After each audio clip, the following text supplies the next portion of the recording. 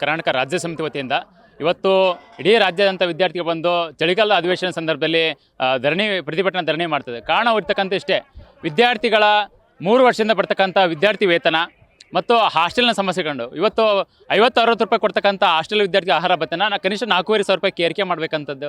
ಮತ್ತು ಹಾಸ್ಟೆಲ್ ನಡೀತಕ್ಕಂಥ ಮಹಾನ್ ಭ್ರಷ್ಟಾಚಾರ, ಸಮಾಜ ಕಲ್ಯಾಣಕ್ಕೆ ಮತ್ತು BCM ಇಲಾಖೆಯಲ್ಲಿ ಬೆಡ್ಡು, ಕಾಟು ಮತ್ತು CC ಕ್ಯಾಮ್ರಾ ಮತ್ತು ವಿದ್ಯಾರ್ಥಿ ಕೊಡ್ತಕ್ಕಂಥ ಆಹಾರದಲ್ಲಿ ಸಾಕಷ್ಟು ಗೋಲ್ಮಾಲ ನಡೆದಿದೆ. ಅದನ್ನು ತನಿಖೆ ಮಾಡಬೇಕು, ವಿದ್ಯಾರ್ಥಿಗೆ ಸರಿಯಾದ ಸೌಲಭ್ಯಗಳನ್ನು ಕೊಡಬೇಕಂತಕ್ಕಂಥದ್ದು. ಮತ್ತು ಅಂಕಪಟ್ಟಿ ವಿಚಾರದಲ್ಲಿ ಇವತ್ತು ಯಾವುದೇ ಪದವಿ ಪಡ್ತಕ್ಕಂಥ ವಿದ್ಯಾರ್ಥಿ ಅಂಕಪಟ್ಟಿಗಳು ಸರಿಯಾಗಿ ಕೊಡ್ತಾ ಇಲ್ಲ, ಅದನ್ನು ಕೂಡ ಅಧಿವೇಶನದಲ್ಲಿ ಚರ್ಚೆ ಮಾಡಬೇಕಂತಂದೇಳಿ.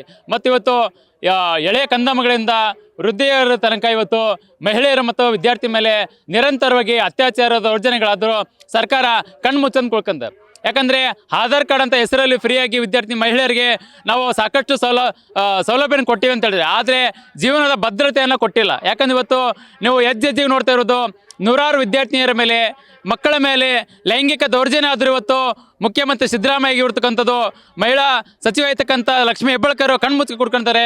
ಇವತ್ತು ವಿದ್ಯಾರ್ಥಿ ಎಷ್ಟೋ ಫೋಕ್ಸಾ ಕೆಲಸಗಳಿಗೆ ಆರೋಪಿಯನ್ನು ಅರೆಸ್ಟ್ ಮಾಡಲಿಕ್ಕೆ ಇವತ್ತು ಪೊಲೀಸ್ ಇಲಾಖೆಯಿಂದ ಆಗ್ತಾ ಇಲ್ಲ. ಅಷ್ಟೊಂದೇ ಮೊನ್ನೆ ಕೂಡ ಚಿಕ್ಕೋಡಿ ಭಾಗದಲ್ಲಿ ಹಾಸ್ಟೆಲ್ಗಳ ಕಳಪೆ ಆಹಾರ ಸೇವಿಸಿ ಎಷ್ಟೋ ಮಕ್ಕಳು ಅಸ್ವಸ್ಥಗೊಂಡ್ರು. ಸರ್ಕಾರದವರು ಏನು ಕ್ರಮ ಯಾವುದೇ ಥರ ಕ್ರಮವಿಲ್ಲ ಈಗ. ಯಾಕಂದರೆ ಬಹುತೇಕ ಎಲ್ಲ ಹಾಸ್ಟೆಲ್ಗೆ ಕಳಪೆ ಗುಣಮಟ್ಟದ ಆಹಾರ ನೀಡ್ತಾ ಇದ್ದಾರೆ. ಆ ಆಹಾರದಿಂದ ವಿದ್ಯಾರ್ಥಿಗಳು ಅಸ್ತವ್ಯಸ್ತ ಆಗ್ತಾ ಇದ್ದಾರೆ, ಆರೋಗ್ಯದ ಸಮಸ್ಯೆಗಳು ಕಾಡ್ತವೆ. ಆದರೆ ಹಾಗಾಗಿ ಎಲ್ಲರೂ ಕೂಡ ಯಾರೋ ಆ ಸೌಲಭ್ಯಗಳನ್ನ ಪಡ್ಕೊಳ್ಳೋಕ್ಕೆ ಇವತ್ತು ಸರ್ಕಾರ ಕಣ್ಣು ಮುಚ್ಚಿಕೊಡ್ತು. ಯಾಕಂದರೆ ಯಾವುದೇ ಇಲಾಖೆ ಇವತ್ತು CMನ ಸೀಟಿನ ಬಗ್ಗೆ ಚರ್ಚೆ ಮಾಡ್ತಿದ್ದಾರೆ. ಅಲ್ಲಿ ಅಧಿವೇಶನದಲ್ಲಿ ವಿದ್ಯಾರ್ಥಿ ಸಮುದಾಯದ ಯಾವುದೇ ಒಂದು ಪ್ರಶ್ನೆಗಳು ಎತ್ತಲ್ಲ. ಇವತ್ತು ಮಧು ಬಂಗಾರಪ್ಪ ಹೇಳ್ತಾರೆ KPSS ಶಾಲೆಗಳ ವಿಚಾರದಲ್ಲಿ ಸರ್ಕಾರಿ ಶಾಲೆ ಮುಚ್ಚಲ್ಲ ಅಂತೇಳಿ. ಆದರೆ ಒಂದು KPSS ಶಾಲೆ ಅಭಿವೃದ್ಧಿ ಮಾಡೋದ್ರಲ್ಲಿ ನೂರಾರು ಸರ್ಕಾರಿ ಶಾಲೆಗಳು ಮುಚ್ಚತಾವೋ, ಆದರೆ ಅದನ್ನು ಕಡಿಗಣಿಸ್ತಾ ಇಲ್ಲ ಆಗ್ತದೆ. ಯಾಕಂದರೆ ಮಧು ಬಂಗಾರಪ್ಪ ಹೇಳ್ತಾರೆ ಪಂಚಾಯತ್ ಒಂದು KPSS ಶಾಲೆ ಅಭಿವೃದ್ಧಿ ಪಡ್ತದೆ. ನಮ್ಮ ಡಿಮ್ಯಾಂಡ್ ಇಷ್ಟೇ, KPSS ಶಾಲೆಯ ಅಭಿವೃದ್ಧಿ ಸೌಲಭ್ಯಗಳನ್ನು ಎಲ್ಲ ಕನ್ನಡ ಸರ್ಕಾರಿ ಶಾಲೆ ಕೊಡಲೇಬೇಕು ಅಂತ ನಮ್ಮ ಒತ್ತಾಯ ಇದೆ.